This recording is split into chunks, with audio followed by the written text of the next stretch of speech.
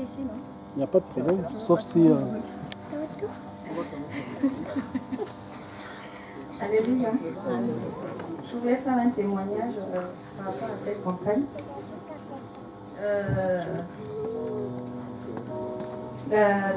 Quand je me suis convertie, j'avais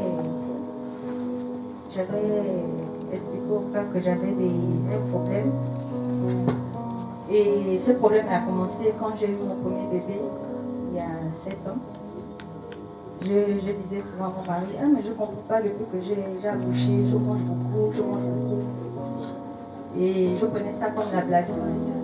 Et puis au fur et à mesure, avec les années, je remarquais que même quand je mangeais, après le repas de midi, tout au long de la journée, je continuais à manger, je ne me fatiguais pas de manger. Et ça me rendait malheureuse parce que moi-même, ça me faisait mal au fond de moi.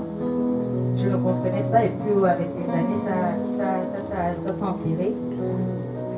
Et quand j'ai accepté le Seigneur, il y a 8 mois, j'ai revu au frère et je n'avais pas à revenir parce que moi-même, je luttais contre moi. Je ne faisais pas ça avec... je priais, je demandais au Seigneur de m'aider, mais ça n'allait pas. Et vendredi,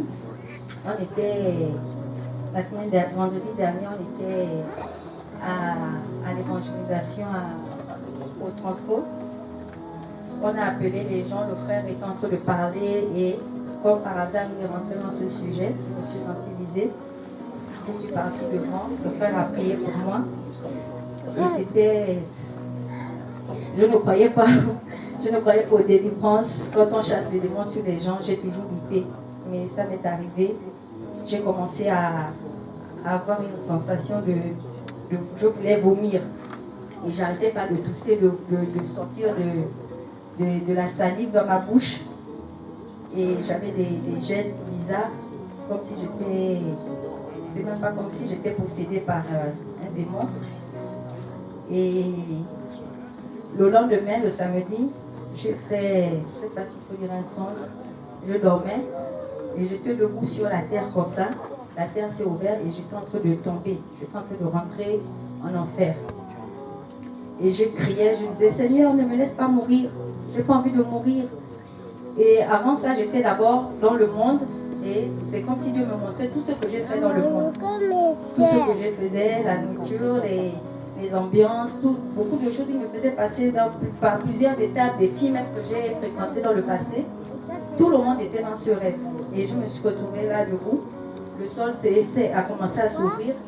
Je rentrais dans le sol. J'étais en train de partir en enfer. Et je criais au Seigneur. Et il est venu, le Seigneur. Il m'a attrapé les mains. Il m'a sorti de ce trou. Il m'a sorti, il m'a dit, je te donne une seconde chance. Et ce matin, quand je me suis réveillée, le Seigneur m'a donné un verset pour me faire savoir que je suis sauvée. Il m'a donné un verset dans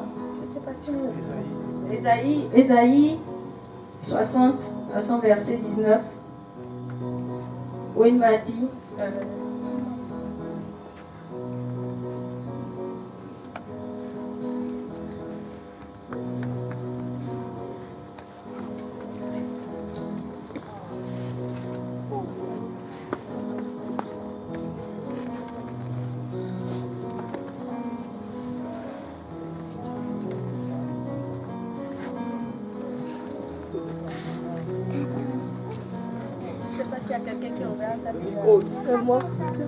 La Bible dit, Ésaïe 60, verset 19, ce ne sera plus le soleil qui te servira de lumière pendant le jour, ni la lune qui t'éclairera de sa lueur, mais l'Éternel sera ta lumière à toujours, ton Dieu sera ta gloire. Amen. Ce ne sera plus le soleil, ma lumière, mais mon Dieu.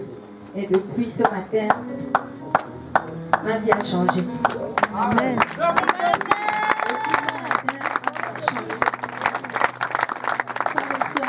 Le Seigneur connaît quand nous sommes disposés pour le servir. Hier, je disais à une dame, je dis, j'ai tout ce que le monde peut nous donner, les richesses de ce monde. J'ai des enfants, un mari, L'argent, je ne manque pas de nourriture. J'étais malheureuse autour de moi. Il me manquait Christ.